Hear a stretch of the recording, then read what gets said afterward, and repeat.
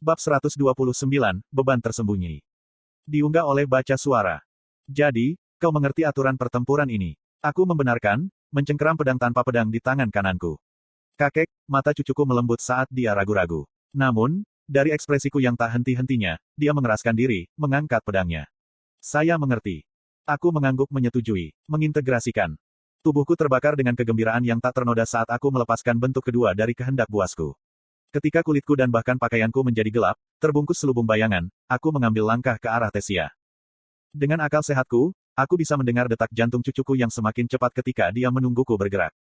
Sejauh yang saya ketahui, pertempuran sudah dimulai. Menutup celah di antara kami, aku menusukkan pedangku ke perut Tesia. Sambil melangkah maju sebagai tanggapan, aku bisa tahu dari kekuatan benturan bahwa dia telah mengambil langkah mundur dalam waktu untuk mengurangi kekuatan pukulan.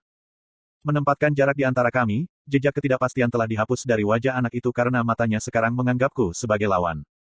Bagus, aku menggeram saat aku perlahan mengitari dia. Detak jantung Tesia semakin mantap saat dia mempersiapkan diri. Peroleh, gumamnya ketika lapisan tipis hijau zamrud menyelimutinya seperti kulit kedua. Aura di sekitarnya kemudian meledak keluar dari bawah kakinya, menyebar melalui rumput. Aku melompat mundur tepat pada waktunya untuk menghindari akar setebal pohon yang meletus dari tanah di bawahku. Seluruh tanah yang dipengaruhi oleh aura segera menjadi jaring tanaman merambat yang menyebar di sekitar anak seperti ular yang melindungi tuannya. Tesia sudah maju ke arahku, berlari di atas jejak tanaman merambat yang mengarah ke arahku, pedangnya bersinar hijau cemerlang. Mau tak mau aku mengungkapkan senyuman pada tekanan langsung wilayahnya dari sudut pandang lawan. Aku mengangkat pedangku ketika aku dengan mudah menghindari sulur yang tebal. Menggunakan akar tebal sebagai batu loncatan, aku menambah pedangku pada waktunya untuk bertemu dengan pedang Tesia. Senjata kami berbenturan, mengeluarkan pekikan saat percikan dikirim berhamburan ke udara. Dengan menggunakan momentum ke depannya, aku jatuh kembali, meraih ke tangan pedangnya ketika aku menginjak kakinya yang terkemuka untuk menghentikannya mendapatkan kembali keseimbangan. Ketika dia jatuh ke depan, saya bersiap untuk memelintirnya menjadi lemparan ketika sebuah pohon anggur tipis melilit pinggang anak itu, mencegahnya jatuh. Menggunakan pohon anggur untuk menjaga dirinya tetap terapung, Tesia menyerang dengan kedua kakinya untuk mengirimku terbang kembali. Menghalangi tendangannya dengan flat pedangku, aku tidak bisa menahan kegembiraanku, berseru, haha. Kontrol Anda atas binatang buas Anda akan menjadi jauh lebih baik. Jika itu adalah orang lain, saya akan terkesan jika mereka berhasil mempertahankan diri melawan counternya yang tidak ortodoks. Melepaskan lebih banyak mana keluar ke anggota tubuhku, aku melintas ke arah Tesia, menghindari rentetan sulur yang dimaksudkan untuk melindungi tuan mereka. Kami bertukar pukulan di atas medan akar yang terus berubah yang menggeliat dan goncang di isyarat cucuku. Tesia bergerak anggun di atas tanaman merambat, dengan mudah menggunakannya sebagai platform untuk bermanuver ke segala arah.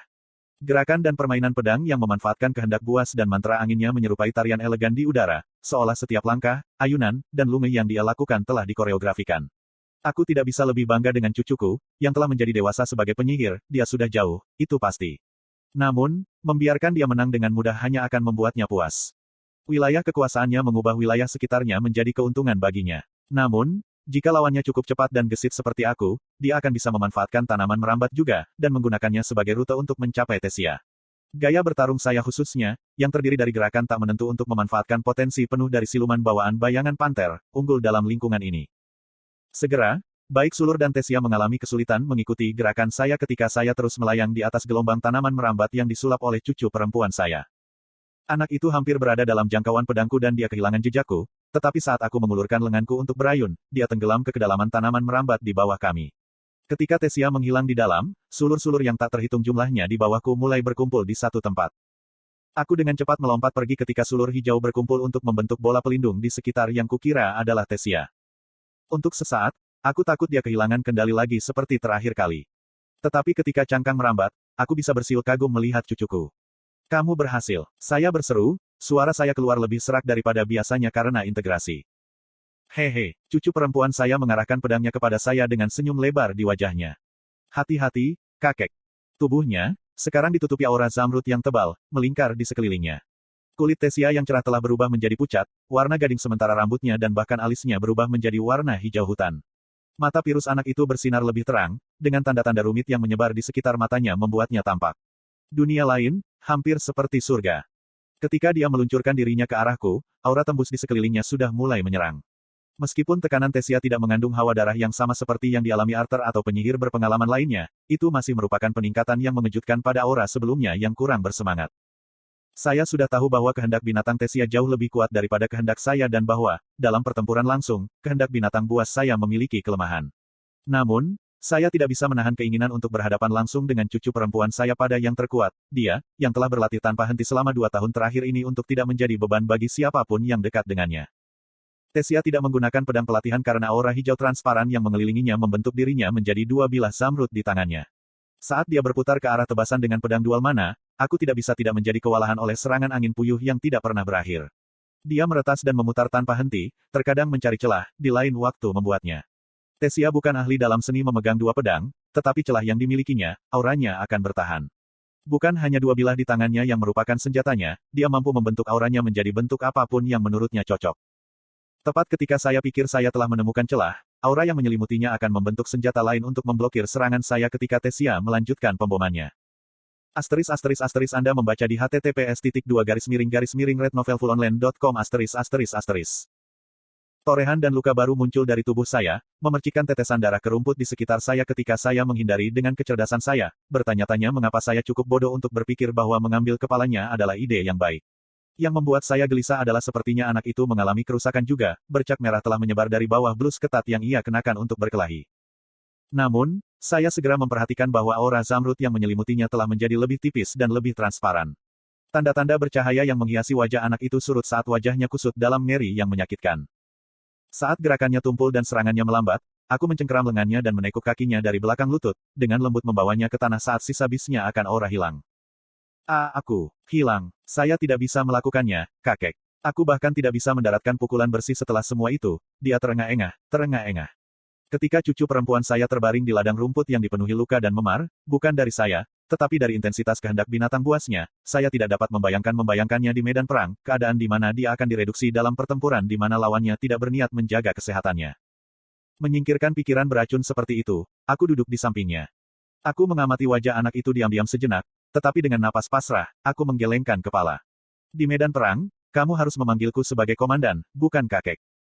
Mata Tesia bersinar lebih terang daripada ketika dia merilis fase integrasinya. Apa itu berarti? Terima kasih. Tapi, saya menyela, aku punya beberapa syarat. Oke, jawabnya, tatapannya tegas. Kamu masih harus mendapatkan persetujuan ibu dan ayahmu. Anda juga harus ingat gravitasi dari siapa Anda. Siapapun yang memimpin tim atau batalion Anda pasti akan menyebutkannya, tetapi terserah Anda untuk tidak menjadi tanggung jawab. Jika rekan satu tim Anda berada di bawah kesan bahwa Anda tidak dapat menjaga diri sendiri, saya akan meminta Anda untuk segera membatalkan pertarungan karena orang-orang di sekitar Anda akan terlalu memperhatikan keselamatan Anda untuk bertindak secara efektif dalam pertempuran. Apakah itu jelas? Iya, Tesia mengangguk dengan tergesa-gesa. Oh, dan juga, cobalah untuk tidak terjebak dalam situasi di mana Anda perlu menggunakan fase kedua Anda. Saya tidak yakin apakah itu karena Anda belum sepenuhnya belajar mengendalikannya, tetapi bentuk itu membuat Anda terlalu ceroboh. Saya menambahkan, berpikir ketika dia menyerang saya dengan marah, hanya mengandalkan kehendak binatang buasnya untuk membelanya. Tuan Indrat juga mengatakan itu padaku. Dia mengatakan bahwa kehendak binatang buas yang telah saya asimilasi berbeda, meskipun dia tidak dapat benar-benar menekankan mengapa, anak itu mengakui. Ketika kami berdua bangkit dan kembali dari ruang pelatihan, saya menghentikannya untuk mengatakan satu hal terakhir. Anak, mulai sekarang, saya tidak bisa lagi menjadi kakekmu. Tindakan yang telah saya ambil dan keputusan yang saya buat tentang Anda selalu untuk keselamatan dan kebahagiaan Anda. Namun, sekarang kamu adalah seorang prajurit, aku harus memperlakukanmu seperti itu. Apakah saya yang langsung memberi Anda perintah, atau orang lain yang bertanggung jawab atas tim tempat Anda berada? Anda harus ingat bahwa pesanan yang diberikan tidak akan menempatkan keselamatan Anda di atas semua dicaten. Ini peringatan terakhirku untukmu. Petik 2. Cucu perempuan saya memandang saya, mempelajari ekspresi sedih yang saya miliki di wajah saya, kemudian membenamkan wajahnya ke dada saya menjadi pelukan.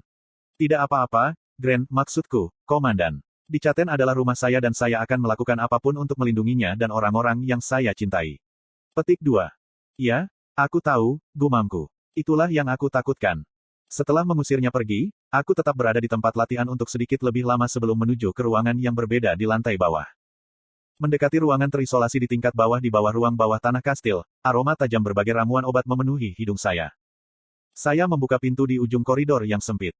Komandan Virion, saya minta maaf, saya tidak mengharapkan siapapun untuk berkunjung, kata perawat setengah baya itu sambil bergegas keluar dari kursinya. Tidak perlu meminta maaf, Ana, saya datang ke sini karena iseng. Bagaimana dengannya? Tanyaku, menurunkan tatapanku pada wanita yang terbaring tak sadarkan diri di tempat tidur. Saya baru saja selesai memberikan suplemen yang diperlukan untuk menjaga kesehatan tubuhnya. Secara fisik, dia dalam kondisi sangat baik, tetapi tidak peduli apa yang kita coba, kita tidak bisa membuatnya bangun. Ana menghela nafas, meletakkan tangan dengan lembut di lengan Cynthia. Jadi sama seperti biasanya, aku tersenyum tipis. Ana, apakah kamu keberatan memberiku waktu sendirian dengannya? Tentu saja, maksud saya, tidak sama sekali. Aku akan keluar dari rambutmu. Gunakan waktumu. Dia menjawab, buru-buru menuju ke pintu ketika dia mengambil beberapa sampah di jalan keluar. Sambil merosot di kursi kayu di samping tempat tidur, aku menutup mata. Ini bukan pertama atau kedua kalinya saya datang ke sini. Sepertinya, akhir-akhir ini, saya datang ke ruangan ini setiap kali saya ingin waktu sendirian atau ingin pergi dari tekanan mencekik yang terus diderita perang. Teman lama saya, bagaimana tidurmu? Saya tidak yakin Anda tahu ini, tetapi saya pikir Angkatan Darat Alakrian mampu membangun kapal uap dan kemungkinan besar menggunakannya untuk mengangkut puluhan ribu tentara. Saya yakin Anda tidak tahu. Lagi pula, kau sudah berada di sini ketika Dicates mulai membangun. Aku menghela nafas, menatap kosong ke wajah damai Cynthia. Kau tahu, aku baru saja memberi izin pada Tesia untuk mulai bertarung dalam pertarungan nyata. Bisakah kamu mempercayainya? Saya tertawa keras. Aku yakin kamu akan cukup terkejut dengan pilihan itu jika kamu bangun sekarang. Tapi, saya takut. Saya tahu betapa dia ingin membuat perbedaan dan menjadi bagian dari pertarungan, dan saya tahu betapa keras kepala dia. Saya takut dia akan lari dan pergi berperang, bahkan tanpa persetujuan saya. Saya hanya berpikir bahwa jika dia benar-benar akan mengambil bagian dalam perang ini, setidaknya harus di bawah pengawasan. Petik 2. Aku mencondongkan tubuh ke depan, menyandarkan siku di lutut. Itu mungkin bohong. Saya pikir, lebih dari itu, saya hanya tidak ingin dia terus membenci saya. Pev. Dan saya hanya mengatakan kepadanya bahwa saya akan memperlakukannya sebagai seorang prajurit, bukan cucu perempuan saya. Apa omong kosong, kan? Aku mengejek, menggelengkan kepala. Tapi tetap saja, ini sulit, Cynthia, melakukan semua ini, maksudku. Saya mengundurkan diri sebagai raja karena saya ingin menghindari melakukan apa yang saya lakukan sekarang. Dan apa yang saya lakukan saat ini adalah pada skala yang jauh lebih besar. Saya memiliki Asura memastikan saya cocok secara emosional, mental, dan fisik untuk memimpin perang ini sementara semua tombak dan pemimpin serikat menjawab panggilan dan panggilan saya. Apakah menyedihkan bagiku untuk tidak menginginkan apapun selain duduk di kebunku, menyaksikan cucu perempuanku tumbuh dengan damai? Lelucon kejam macam apa itu untuk mengirim cucuku sendiri ke pertempuran? Alduin dan istrinya, Blaine dan Priscilla. Mereka semua melakukan apa yang mereka bisa untuk membantu, tetapi pada akhirnya, mereka berpaling kepadaku untuk memesan sekarang karena Lord Aldir telah mengutukku sebagai satu-satunya pemimpin yang cocok. Aku menghela napas dalam lagi, gemetar saat aku mengusap wajahku. Cynthia, aku sudah hidup beberapa puluh tahun lebih lama dari istriku. Saya tidak ingin hidup lebih lama dari anak dan cucu saya. Saya rasa saya tidak bisa menerimanya. Petik 2. Aku mengulurkan tanganku ke arah Cynthia, takut dia akan hancur oleh sentuhanku. Akhirnya, aku mengumpulkan keberanian untuk akhirnya meletakkan tanganku di atas tangannya. Aku tidak pernah meminta maaf padamu. Bahkan setelah Lord Aldir menghapus kutukan pada Anda, saya merasa ada sesuatu yang salah. Anda tahu, bukan? Anda tahu itu tidak sepenuhnya dihapus dan Anda mungkin mati jika Anda mengungkapkan informasi tentang Alakria, tentang Fritra, kan? Saya pikir saya merasakan fakta itu juga, saat itu. Tapi aku tidak menghentikanmu. Untuk kesempatan mendapatkan tempat yang lebih tinggi dalam perang ini, aku membiarkanmu menyerah pada keadaan ini. Aku berhenti bicara, berusaha menjaga suaraku stabil. Dan aku minta maaf untuk itu. Seharusnya aku tidak membiarkanmu melakukan itu untuk dirimu sendiri. Mungkin ada orang yang menghindari Anda karena menjadi mata-mata, tetapi saya tidak akan pernah. Anda memilih untuk berdiri membela orang-orang Anda sendiri untuk membantu kami. Aku bangkit dari kursi, dengan cepat menggosok mataku dengan ujung lengan bajuku sebelum melangkah keluar. Berbalik, aku melirik teman lamaku untuk terakhir kalinya. Perang yang sebenarnya akan segera dimulai. Aku tidak akan bisa kembali ke sini sebentar, temanku, tapi aku berjanji kepadamu bahwa setelah perang ini selesai, aku akan melakukan apapun untuk membangunkanmu kembali. Petik 2.